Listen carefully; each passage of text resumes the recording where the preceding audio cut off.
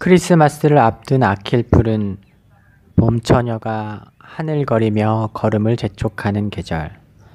볕도 좋고 겨자꽃도 한참 피어 여기저기 버리며 나비며 자기 몫을 하느라 분주한 때, 나는 나비를 보았다. 노란 겨자꽃에 앉은 나비는 아빠 품에 안겨 귓밥을 뒤지는 아이처럼 여기저리 분주하게 살핀다.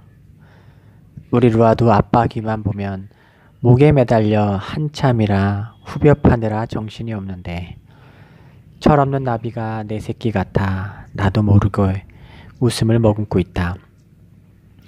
내가 너를 보고 있다 나지막히 알려줘도, 조금씩 한 걸음 더 다가가도, 노란 겨자꽃에 취한 나비는 누구냐 묻지도, 왜 그리 보냐고 경계하지도 않는다. 그저 자기 앞에 꽃을 보고 그 안에 담긴 단물을 맛보고, 어디 더 없나, 조금 더 없나.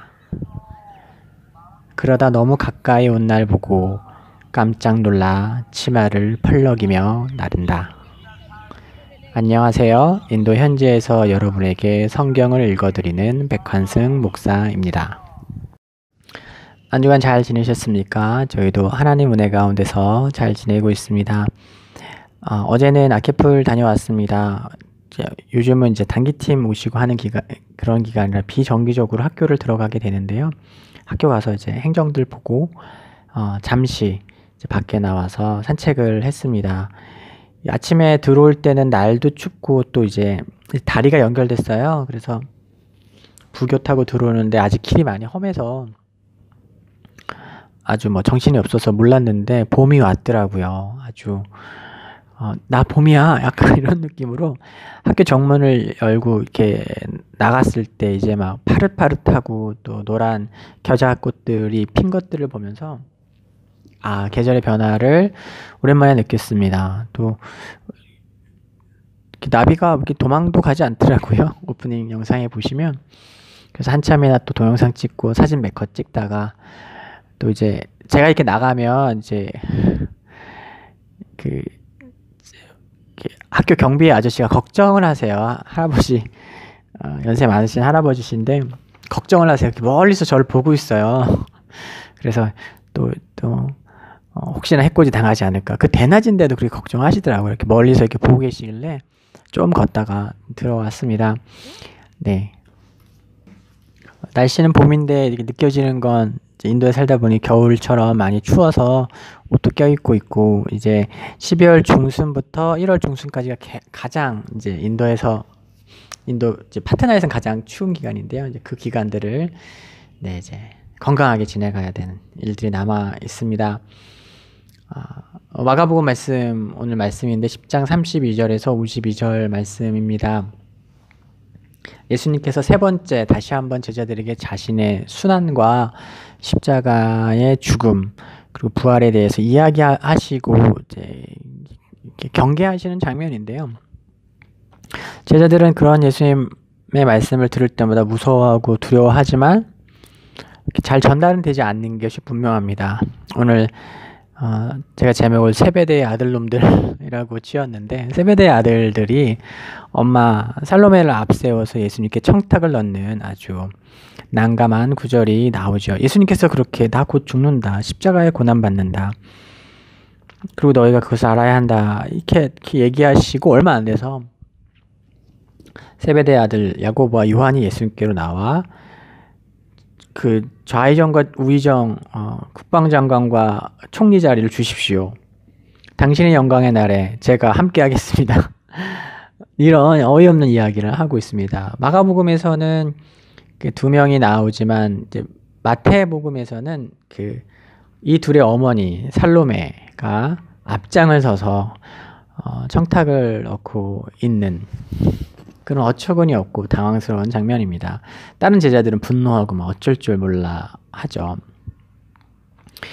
이게 지금 저도 이제 말씀을 이제 매주 준비하면서 이렇게 이야기하면 반복되는 이야기잖아요. 예수님의 고난과 죽음에 대해서 알려주시고 너희들이 이제 맞닥뜨려야 되는 미래가 어떤 것인지 경계하면 할수록 제자들은 오히려 부푼 꿈에 이렇게 가슴을 설레어합니다. 그래, 됐어, 이제 시간이 왔어.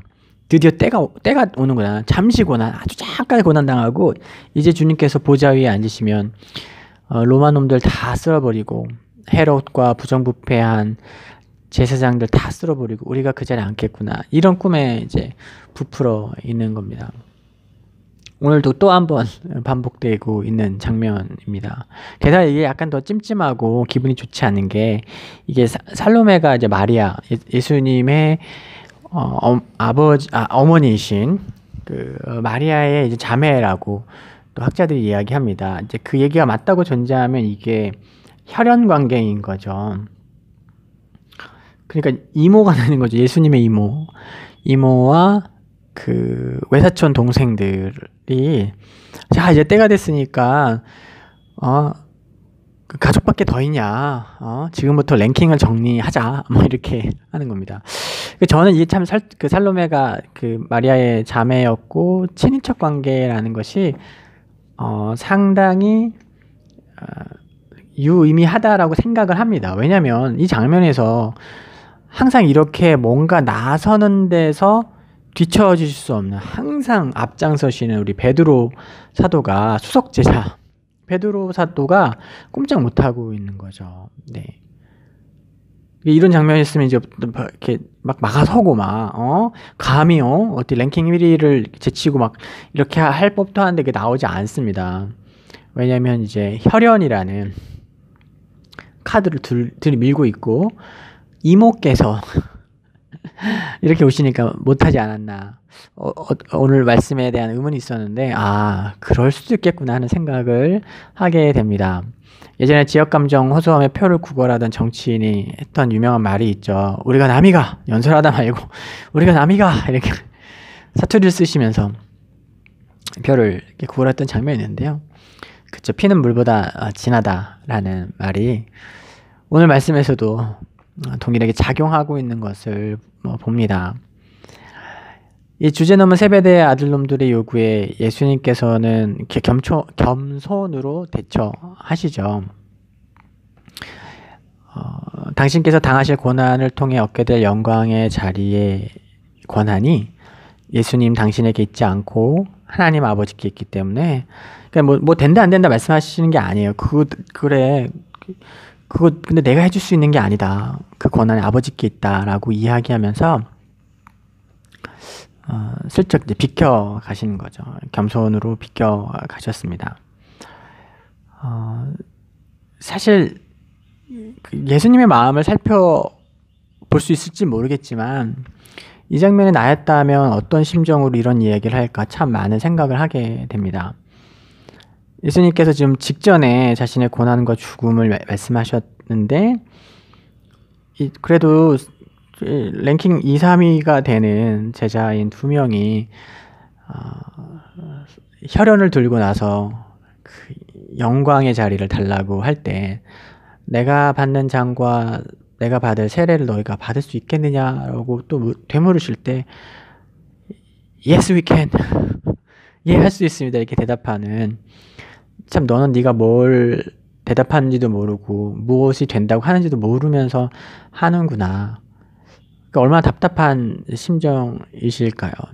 인도에서 일하다 보면 그럴 때 있습니다. 뭔가 얘기하면은 오케이, 티켓, no problem 이렇게 하는데 괜찮다고 하는데 다시 확인해보면 몰라 뭘 해야 되는지 그런 경우가 있거든요. 처음엔 많이 속았는데 하다 보니까 이제 그걸 일일이 짚어줘야 된다는 걸 알았죠. 하지만 지금 주님께서 다시 일일이 짚어주실 수도 있는 게 아니고요.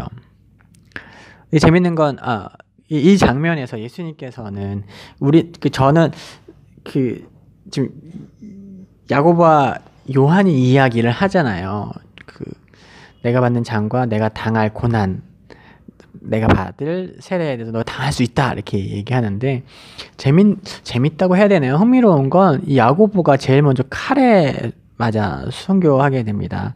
요한은 사도들의 모든 죽음을 마지막까지 보고 또 순교하게 되고요.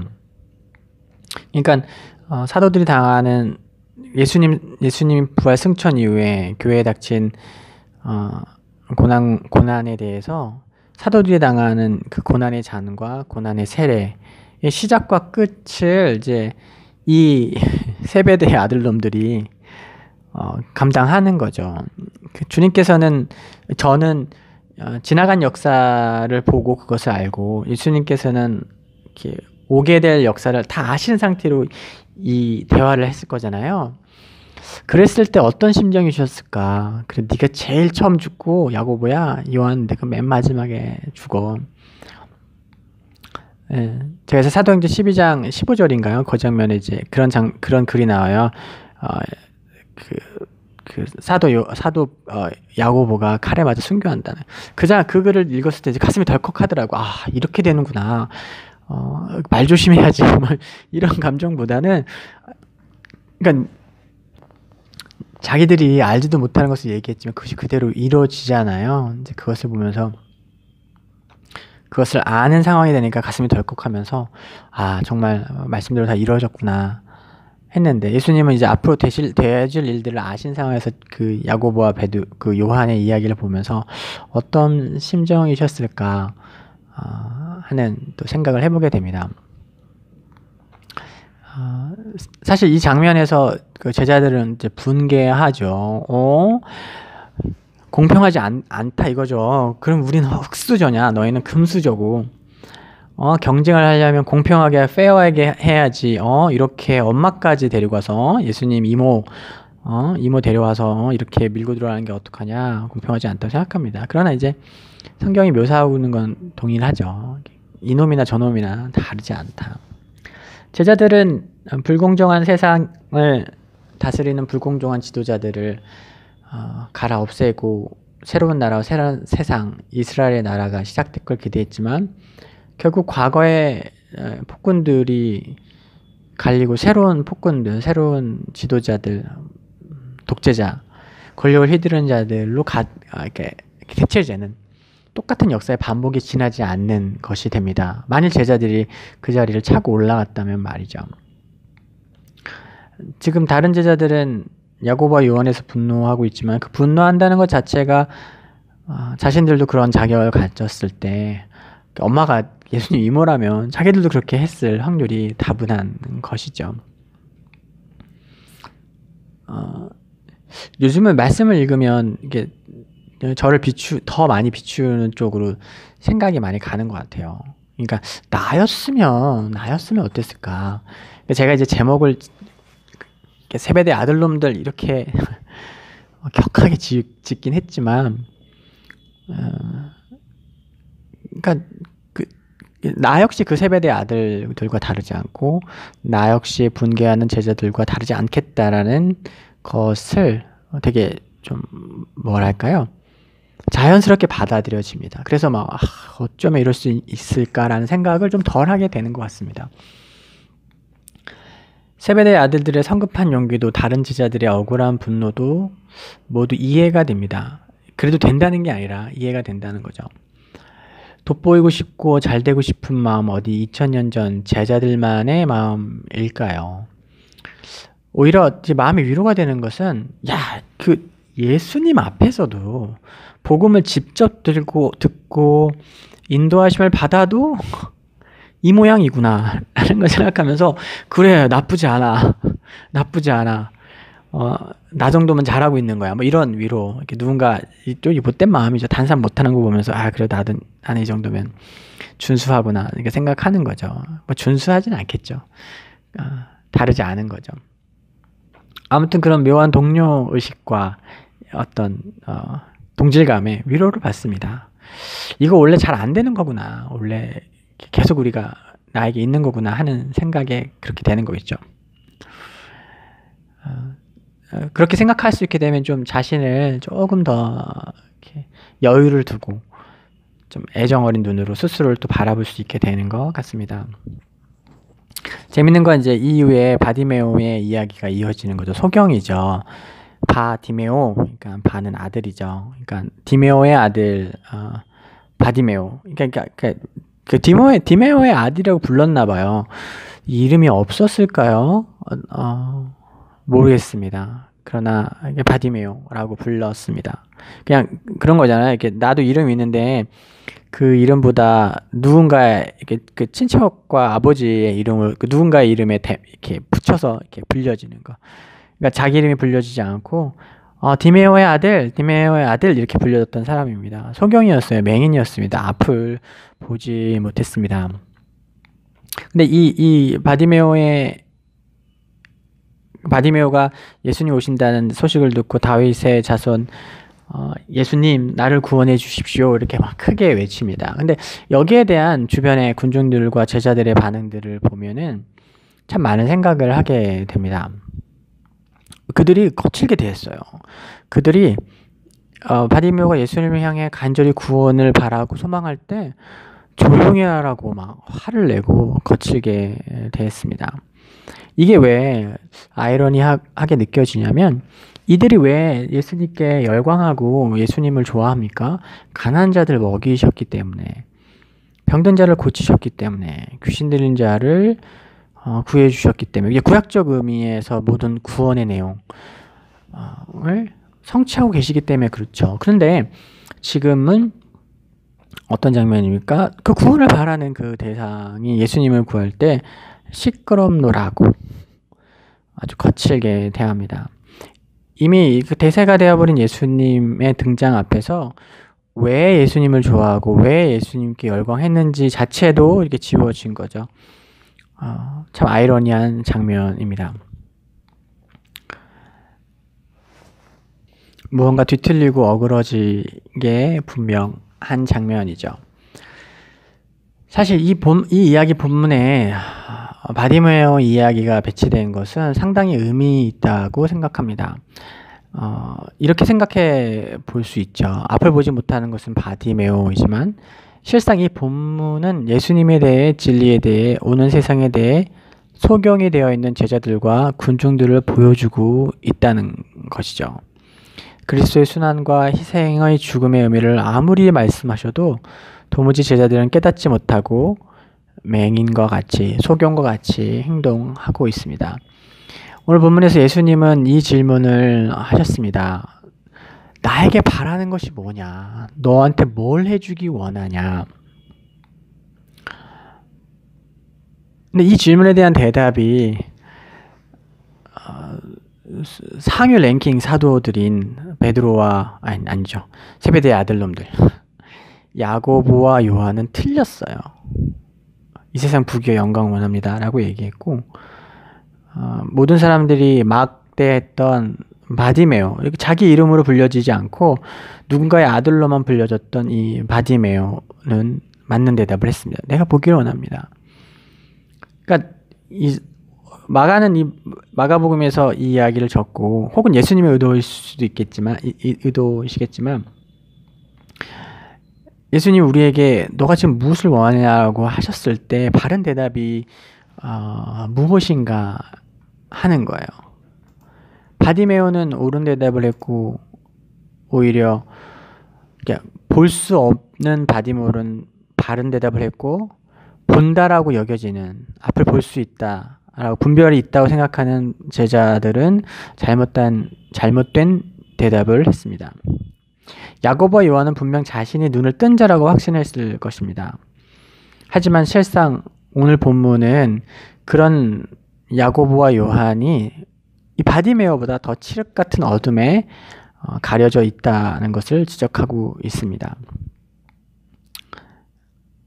상위 랭크 사도가 이랬다니 저 역시 마음이 서늘해집니다.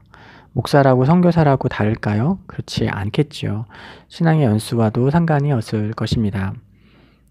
내가 정말 눈을 뜨고 있는 건지, 마땅히 구해야 될 것을 구하며 살고 있는지, 성령 하나님께서 나를 도와주시도록 또 간구하고 또 주님께 나가야겠다는 생각을 하게 됩니다. 복음을 듣고 성경을 공부하고 기도를 하는 것을 통해서 우리의 눈이 계속해서 떠져 가고 한두 번 그 빛을 깊이 경험하지만, 그리고 그 예수님은 성령을 마음에 모시고 살고 성령과 함께 동행하며 살아가지만 우리도 모르는 사이에 우리의 눈은 감겨지고 우리는 눈을 감고 이 세상을 살아가게 되는 것 같습니다. 그래서 우리가 무엇을 구하는지, 무엇을 원하는지 하나님 앞에서 다시 한번 점검하면서 주님께서 우리에게 너가 뭘 원하니? 뭐 해줄까? 라고 물으셨을 때 바른 대답, 주님 내가 눈을 뜨기 원합니다. 내가 진리를 알기 원합니다. 참 생명을 알기 원합니다. 오는 세상을 알기 원합니다. 하나님 나라의 가치로 오늘의 나의 삶을 다시 평가하고 내가 바라는 것을 다시 점검해서 무엇이 더 온전하고 확실한 것인지 영원한 것인지 그렇게 해야 되기 때문에 나를 쳐서 복종시키는 것이 아니라 진짜로 눈이 떠져서 진짜로 그게 보여서 그게 더 강렬한 욕망이어서 그것이 더 남는 장사라서 기꺼이 그것을 취할 수 있도록 기꺼이 그것을 더 원할 수 있도록 주님께서 우리를 인도해 주시기를 간절히 소망해 보게 됩니다. 또 한 주간 승리하시고요. 오늘 우리가 눈을 뜨지 못한 자일 수 있다는 사실을 다시 한번 깨닫고 눈을 뜨기 위해 기도하고 주님께서 너 뭐 해줄까? 라고 물으셨을 때 눈을 뜨기 원합니다. 눈을 뜨게 해주십시오. 또 같이 얘기할 수 있는 저 여러분 되시길 원합니다. 한 주간 승리하시고요. 다음 주에도 하나님 말씀 가지고 여러분 찾아뵙도록 하겠습니다. 사랑하고 축복합니다.